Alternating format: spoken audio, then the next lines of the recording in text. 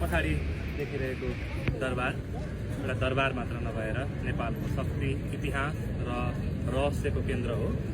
आज शनिबारको फुर्सदको दिन मिलाएर चाहिँ हामी नारायण हिटी दरबार चाहिँ घुम्न आएका थियौँ र यो नारायण हिटी दरबार चाहिँ नारायण मन्दिर र हिटी अर्थात् पानीको धाराबाट चाहिँ यसको नामाकरण रहन गएको हो।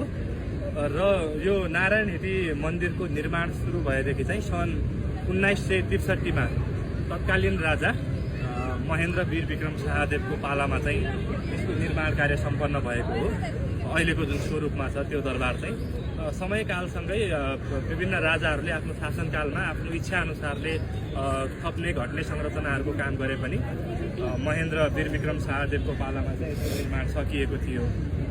र त्यस पश्चात राजा वीरेन्द्र वीर विक्रम शाहदेवले पनि यही नारायण हिटी दरबारबाट चाहिँ नेपालको राज्य सत्ता सञ्चालन गर्दै आउनुभएको थियो। तर नेपालको इतिहासमा एउटा दुःखद घटना दरबारभित्रकै गोलीकाण्डबाट चाहिँ दरबार हत्याकाण्ड विक्रम सम्वत 2058 साल जेठ 19 गते दरबार हत्याकाण्ड भइसकेपछि चाहिँ जसलाई नेपालको इतिहासमा नेप्लिज रोयल मास्क्री भनेर पनि भनिन्छ, यो दरबारसँग जोडिएको त्यो एउटा इतिहास पनि छ।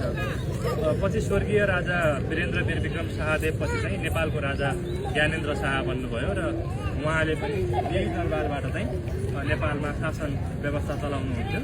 र त्यस पश्चात चाहिँ त्यतिखेर चाहिँ जनआन्दोलन एकदमै उग्र रूपमा बढिरहेको थियो र पछि विक्रम सम्वत 2063 को जनआन्दोलन नेपाल मुभमेन्ट 2006 AD ले चाहिँ नेपालको राजनीतिको दिशा नै परिवर्तन भयो र त्यसपछि चाहिँ अनि यसरी चाहिँ नेपालकोमा चाहिँ 2065 सालमा चाहिँ गणतन्त्र घोषणा भयो र अहिले चाहिँ यो दरबार चाहिँ हाम्रो नेपालको इतिहास हो।